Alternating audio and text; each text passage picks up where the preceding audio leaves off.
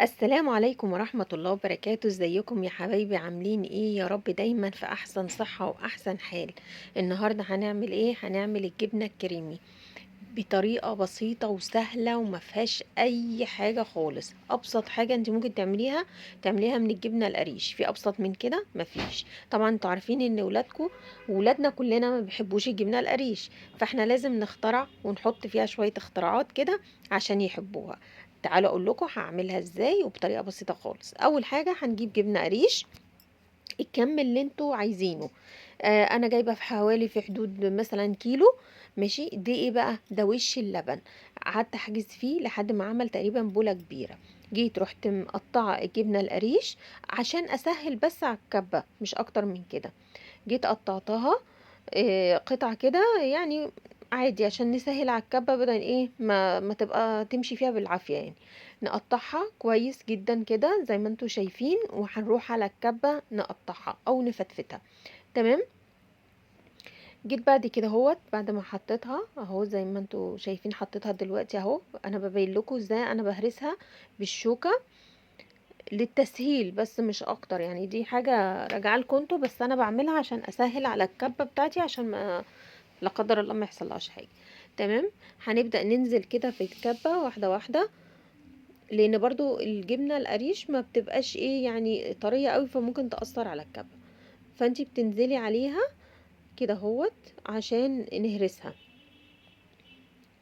اهو انا باين لكم، بصوا بطريقه ببساطه خالص علشان تبقى يعني ايه واضحه الطريقه قدامكم يعني.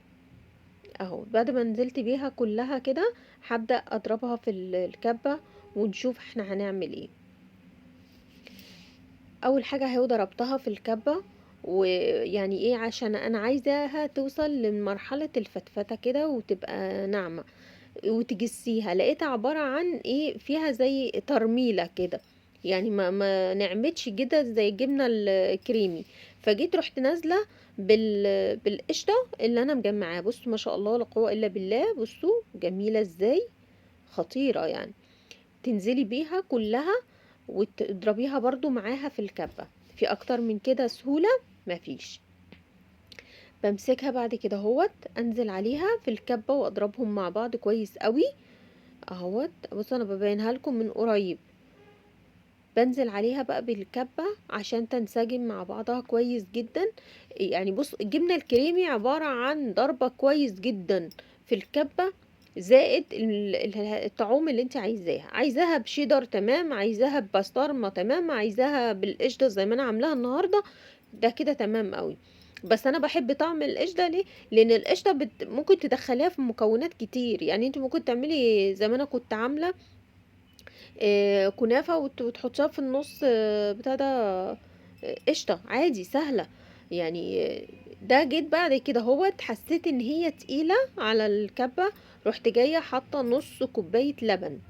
اهو لحد دلوقتي المكونات سهلة جدا وموجودة عندنا في البيت، ما حطيناش حاجة يعني ايه هتكلفنا فلوس كتير. ونزلت في الضرب تاني، تقعدي تضربي فيها كويس جدا لحد ما توصل للقوام اللي انتي والنعومة اللي انتي عايزاها في الجبنة الكريمي. اهو زي ما انتوا شايفين كده. انا بحبها جدا زي ما قلت لكم بالقشطه. انت عايزه تعمليها بشيدر ممكن تفتفتي جبنه شيدر وتحطيها فيها. عايزه تعمليها بالزيتون تقطعي زيتون وتحطيها معاها. عايزه تحطي بسطرمه هي ممكن كده بالوضع ده. انت بقى تحطي الطعوم اللي انت عايزاها. بصوا انا مسكتها لقيتها ناعمه جدا جدا، فقلت لا كده تمام قوي. بس احنا ايه، عايزه ازود لها، لقيتها عدبه، فانا عايزه ازود لها بقى ايه شويه ملح بوصات. علشان اهو جيت ربع معلقه بس. دي راجعالك برضو انتي بتحبيها حادقه ولا بتحبيها عدبه. تمام. زودت ربع معلقه الملح دي ورحت ضرباها تاني في الكبه. تمام كده. بكل بساطة خلصت الجبنة الكريمي. شفتوا الجمال اهي خلصت كده يعني. محتاجناش نعمل حاجات نقول ايه واو، ايه ده، دي مكلفة ولا حاجة، لا خالص. هي جبنة قريش وقشطة.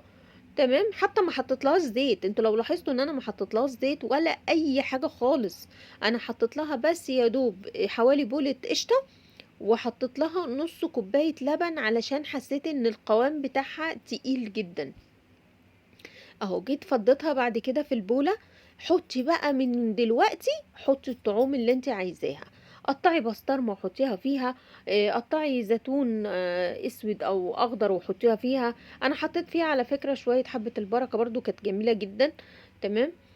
ممكن تحطي فيها قطع شيدر وتحطيها فيها زي ما احنا بنجيبها من عند الراجل. فيعني عادي خالص، هي بس انا عطيتك الطريقه الاصليه بتاعتها. وبعد كده يا ستي اعملي اللي نفسك فيه، ايه اللي ولادك بيحبوه حطيه فيها. تمام. اهي بعد ما خلصت، ما شاء الله ولا قوه الا بالله، عطتنا كم كبير. فيا ريت ما تحرمنيش من اللايك والشير.